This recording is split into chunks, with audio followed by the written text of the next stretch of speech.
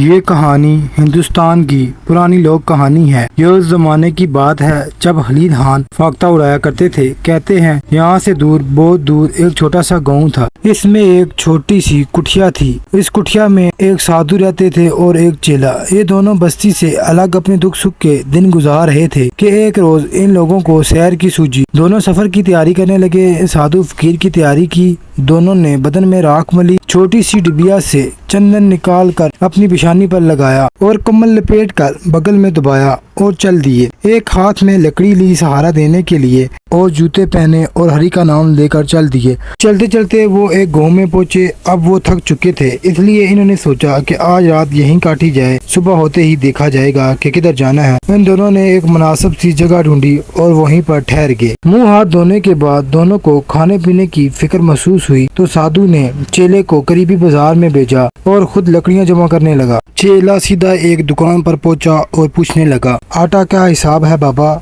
इसने कहा, टके सेर। और घी टके सेर। शक्कर भी है बाबा? जी हाँ, सब कुछ मिलेगा। और कैसे टके सेर? वाह, सब ही चीजें टके सेर? वो कहने लगा, हाँ साधु जी, यहाँ सब ही चीजें टके सेर मिलती हैं। चेले ने यहाँ से जरूरत की चीजें खरीदी और सब्जी वाली की दुकान पर गया। वहाँ भी सब चीजों का दाम टके सेर था। सस्ता सौदा पाकर चेला बहुत खुश हुआ। फिर इसने सोचा कि लाओ कुछ मिठाइयाँ भी लेते हैं। चुनाचा वो एक हलवाई की दुकान पर गया और पूछने लगा, पेड़ा कैसे सेर है बाबा? तो उन्होंने कहा कि टके सेर। इसने कहा, टके सेर सरकार। बर्फी टके सेर, मोतीचूर का लड्डू टके सेर और खाजा टके सेर। चेला बहुत खुश हुआ कि ये तो बड़ी अच्छी जगह है जहाँ हर चीज टके सेर मिलती है। चेले ने कहा, ओहो, इतना इस कदर सस्ता सौदा। फिर इसने कुछ मिठाइयाँ खरीदी और सब ले दे अपने ठिकाने पर पहुंचा। साधु ने इसको खुश देखा तो पूछा कि क्या वजह है तुम्हारे इतना खुश होने की? तो इसने साधु से कहा,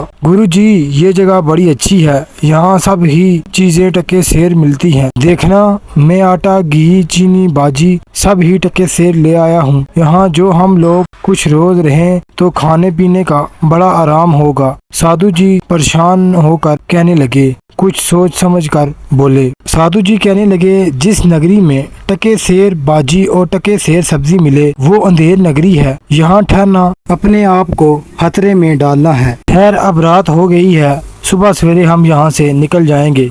ये बात चेले के दिल में ना जमी। वो दिल ही दिल में कुछ और मंसूबे बनाने लगा। फिर दोनों खाना पकाने में लग गए और खा पी कर सो गए। सुबह सवेरे जब साधु की आंख खुली तो इसने चेले को जगाया और चलने को कहा, मगर चेले का दिल तो इसी बस्ती में बस गया था। वो जाने के लिए तैयार ना हुआ। गुरु ने बहुत समझाया मगर चेले ने सब अनसुनी कर दी। आखिर हार मानकर गुरु ने कहा, अच्छा बच्चा, जब तूने नहीं जाना तो यहीं रहो, मगर याद रखना ये अंधेर नगरी है, तू यहाँ सुख ना पाएगा। बुरे वक्त में हमें याद करना। और वो एक तरफ चल पड़ा। दिन गुजरे, हफ्ते गुजरे, महीने गुजरे, पूरा एक बरस गुजर गया और दूसरा बरस आ गया। चेला घी, दूध, मेवा, मिठाई खा खा कर खूब मोटा ताजा हो गया। एक रात ज्यादा बारिश होने की वजह से एक शख्स की दीवार नीचे गिर गई, जिससे इसके पड़ोसी की एक बकरी नीचे आकर मर गई। पड़ोसी को बकरी के मरने का बहुत अफसोस हुआ। इसने फौरन राजा के दरबार में पहुंचकर दुआई दी। राजा ने मकान के मालिक को बुलवाया और फैसला सुना दिया कि चूंकि तुम्हारी दीवार के गिरने से तुम्हारी पड़ोसी की बकरी मर गई है, इसलिए तुम्हें खून का बदला फांसी की सजा दी जाती है। मालिक मकान ये सुनकर हाथ जोड़कर खड़ा हो गया और कहने लगा, हुजूर, इसमें मेरी क्या गलती है? असल गलती तो राज मिस्त्री की है। वो ना दीवार कमजोर बनाता और ना दीवार गिरती। राजा ने मालिक मकान का ये जवाब सुनकर इसको छोड़ देने और राज मिस्त्री को गिरफ्तार करने का हुक्म दिया। हुक्म की देर थी कि मिस्त्री को गिरफ्तार कर लिया गया। राज मिस्त्री इस कदर बूढ़ा था कि उसकी दाढ़ी सफेद हो चुकी थी। ना मुंह में दांत और ना पेट में आंत। एक खट पर डाल कर लाया गया। राजा ने इसको देखते ही फैसला सुना दिया, चूंकि कई साल हुए तुमने एक शख्स का मकान बनाया था जिसकी दीवार के गिरने से एक शख्स की बकरी मर गई, इसलिए तुम्हें खून का बदला फांसी की सजा दी जाती है। आखिर तुमने इतनी कमजोर दीवार क्यों बनाई जो इतनी जल्दी गिर गई? मिस्त्री बेचारे में बोलने की ताकत ना थी। बड़ी मुश्किल से इतना बोल सका कि हुजूर, इसमें असल में मसाला बनाने वाले की गलती है कि उसने मसाला सही नहीं बनाया कि ईंट को खूब नहीं पकड़ सका। राजा की समझ में ये बात आ गई। इसने फिर खड़े होकर कहा कि बूढ़े का कहना ठीक है, इसको रहा कर दिया जाए और मसाला बनाने वाले को गिरफ्तार किया जाए। मसाला बनाने वाला मर चुका था। सिपाहियों ने आकर राजा से कहा, हुजूर वो तो मर गया है। ये सुनकर राजा गुस्से से बोला कि तुम कितने बेवकूफ हो तुम, एक मसाला बनाने वाला मर गया है, मेरी राज के सारे चूना पाउडर बेचने वाले तो नहीं मर गए। अरे कोई तो होगा, इसको हाजिर करो। एक बेचारा आफत का मारा चूना सुर्खी बेचने वाला गिरफ्तार करके राजा के दरबार में लाया गया। इसके पहुंचते ही गैर कुछ पूछ पाछ के राजा हस्बे दस्तूर फैसला सुनाने के लिए खड़ा हो गया। चूँकि तुम ही जैसे एक मसाला बेचने वाले ने एक शख्स को ऐसा खराब मसाला दिया था कि वो ईंट को ना पकड़ सका, जिसकी वजह से मकान की दीवार कमजोर थी, जिसको बने हुए अभी 100 साल ही हुए थे कि वो गिर गई, इसलिए तुम्हें खून का बदला फांसी की सजा दी जाती है। मसाला बेचने वाले ने दुआई देना शुरू कर दी और कहने लगा, सरकार महाराज, इसमें मेरी गलती नहीं है, गलती बहिश्ते की है। इसने काफी पानी नहीं दिया होगा, जिसकी वजह से मसाला अच्छी तरह नहीं मिला होगा, जिसकी वजह से ऐसा हुआ। ये सुनकर राजा बहुत खुश हुआ कि असली मुजरिम का अब पता लगा है। इसने फौरन मसाला बेचने वाले को हरा कर दिया, बहिश्ते की गिरफ्तारी का हुक्म सुना दिया। इत्तेफाक से बहिश्ता भी मर चुका था और फांसी देना भी जरूरी था, इसलिए इसके बेटे और पोते गिरफ्तार करके लाए गए। राजा जिसको पसंद फरमाएंगे इसको फांसी दे दी जाएगी। एक की जगह कई को देखकर राजा बहुत खुश हुआ कि मेरे सिपाही बड़े वफादार हैं। वो फौरन खड़ा हो गया और फैसला सुनाने लगा, चूँकि तुम लोगों के बाप या दादा ने एक मर्तबा एक मकान बनाने के सिलसिले में मसाला में पानी कम दिया था, जिससे अच्छा गारा नहीं तैयार हुआ, जिसका नतीजा ये हुआ कि दीवार कमजोर रही और सिर्फ 100 ही साल के अरसे में गिर गई, जिससे एक मकान पड़ोसी की एक बकरी दबकर मर गई। इसलिए तुम लोगों को खून का बदला फांसी की सजा दी जाती है। लेकिन ये लोग किस्मत के सेठ थे। जब फांसी के तख्ते पर लटकाए गए तो फांसी का फंदा सबके गले में ढीला हुआ। राजा को इस बात की खबर महसूस हुई तो वो भी सोच में पड़ गया और आखिर चुपचाप बोला, तुम लोग किस कदर बेवकूफ़ हो, ज़रा समझ से काम लो। राजा ने हुक्म दिया, अरे भाई, इनको रहा कर दिया जाए और एक ऐसा आदमी तलाश किया जाए जिसकी गर्दन मोटी हो, ताकि फांसी के फंदे में ठीक आ सके। खून हुआ है, इसलिए खून का बदला फांसी ज़रूर दी जाएगी। राजा के हुक्म पर राजा के आदमी इधर उधर फैल गए और आगे पीछे सब ऐसे आदमी की तलाश शुरू कर दी जिसकी गर्दन मोटी हो। तलाश से क्या नहीं मिलता, इस बार साधु के उस चेले की शामत आ ही गई, जो खा खा कर इतना मोटा हो चुका था।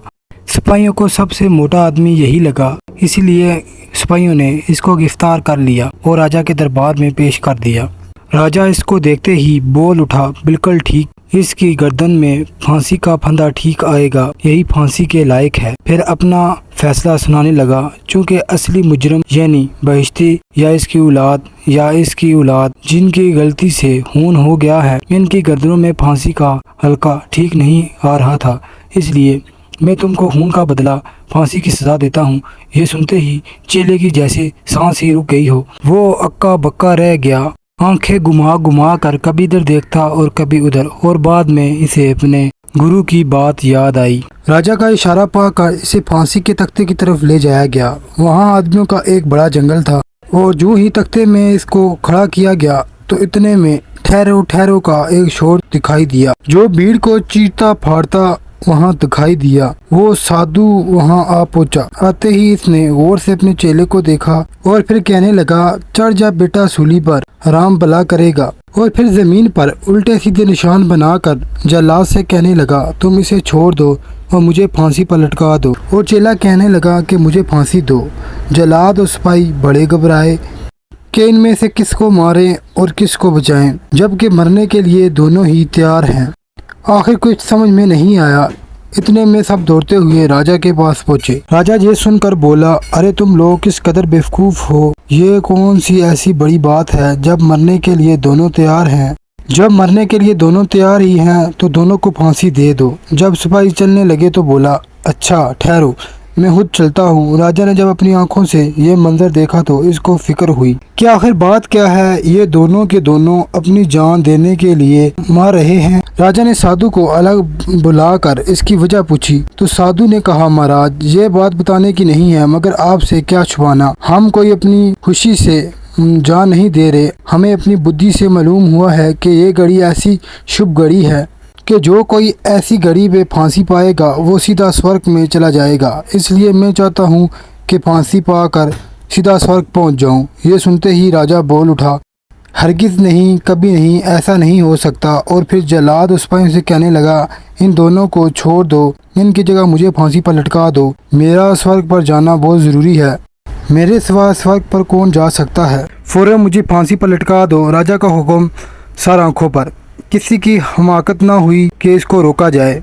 इतने में थोड़ी देर में राजा को फांसी पर लटका दिया गया और गुरु और चेला चुपके से अपनी जान बचाकर भाग निकले।